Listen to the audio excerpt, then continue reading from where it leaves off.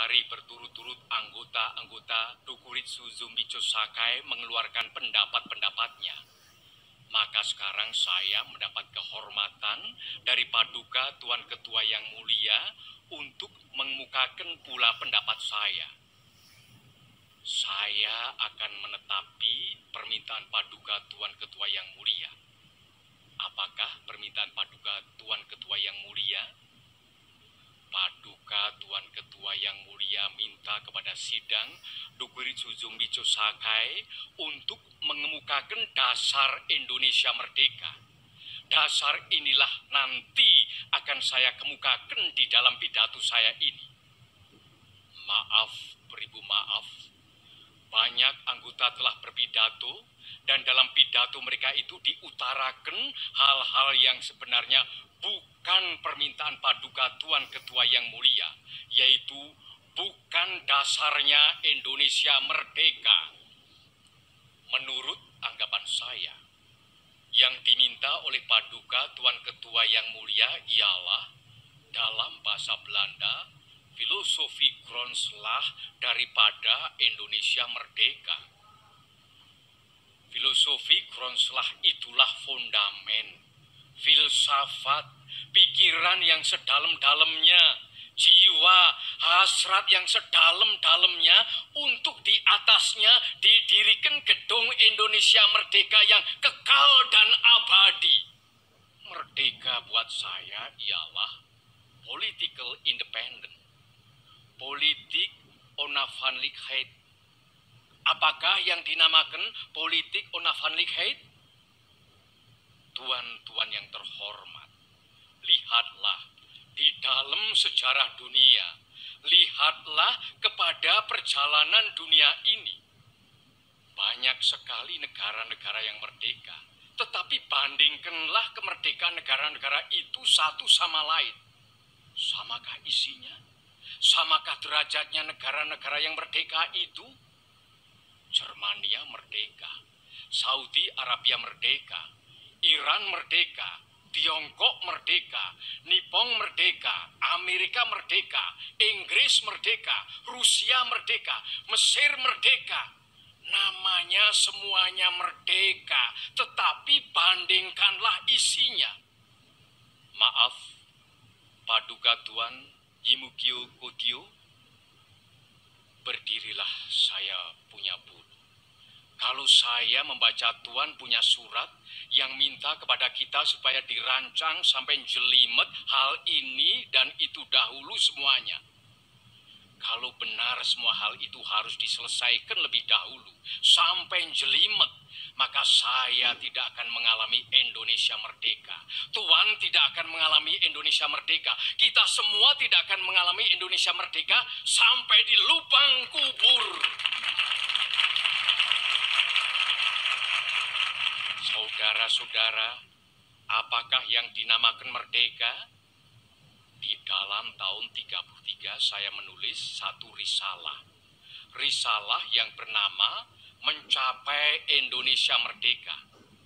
Maka di dalam risalah tahun 33 itu telah saya katakan bahwa kemerdekaan, politik onafhanlikheid, political independence tak lain dan tak bukan ialah satu jembatan emas. Saya katakan di dalam kitab itu bahwa di seberangnya jembatan itulah kita sempurnakan kita punya masyarakat. 2 miliun pemuda ini menyampaikan seruan pada saya. 2 miliun pemuda ini semua berhasrat Indonesia merdeka sekarang.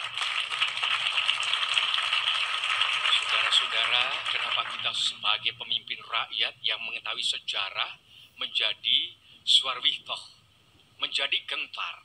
Padahal semboyan Indonesia merdeka bukan sekarang saja kita siarkan. Berpuluh-puluh tahun yang lalu kita telah menyiarkan semboyan Indonesia merdeka. Bahkan sejak tahun 1932 dengan nyata-nyata kita mempunyai semboyan Indonesia merdeka sekarang. Bahkan 3 kali sekarang, yaitu Indonesia merdeka sekarang.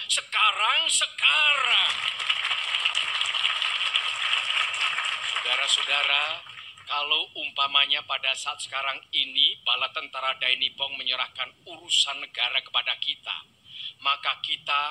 maka 1 menit pun kita tidak akan menolak. Sekarang pun kita menerima urusan itu. Sekarang pun kita mulai dengan negara Indonesia yang merdeka.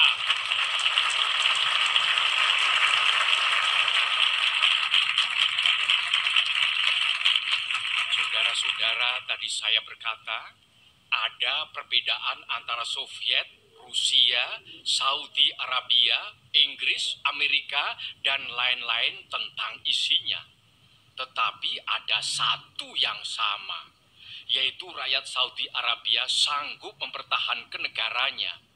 Kalau bangsa kita, Indonesia, walaupun dengan bambu runcing, saudara-saudara semua siap sedia mati mempertahankan tanah air kita Indonesia. Pada saat itu bangsa Indonesia adalah siap sedia masak untuk merdeka.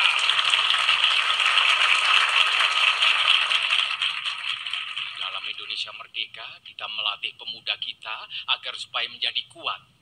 Di dalam Indonesia merdeka, kita menyehatkan rakyat sebaik-baiknya. Inilah maksud saya dengan perkataan jembatan. Di seberang jembatan emas inilah baru kita leluasa menyusun masyarakat Indonesia merdeka yang gagah, kuat, sehat, kekal, dan abadi. Tuan-tuan sekalian, kita sekarang menghadapi satu saat yang maha penting. Tidakkah kita mengetahui sebagaimana telah diutarakan oleh berpuluh-puluh pembicara bahwa sebenarnya international law, hukum internasional menggampangkan pekerjaan kita untuk menyusun, mengadakan, mengakui satu negara yang merdeka. Tidak diadakan syarat yang neko-neko, yang jelimet. Tidak. Syaratnya sekadar bumi, rakyat, pemerintah yang teguh. Ini sudah cukup untuk internasional law. Cukup, saudara-saudara. Asal ada buminya, ada rakyatnya, ada pemerintahannya, kemudian diakui oleh salah satu negara yang lain yang merdeka. Inilah yang sudah bernama merdeka. Saudara-saudara, sesudah saya bicarakan tentang hal merdeka, maka sekarang saya bicarakan tentang hal dasar.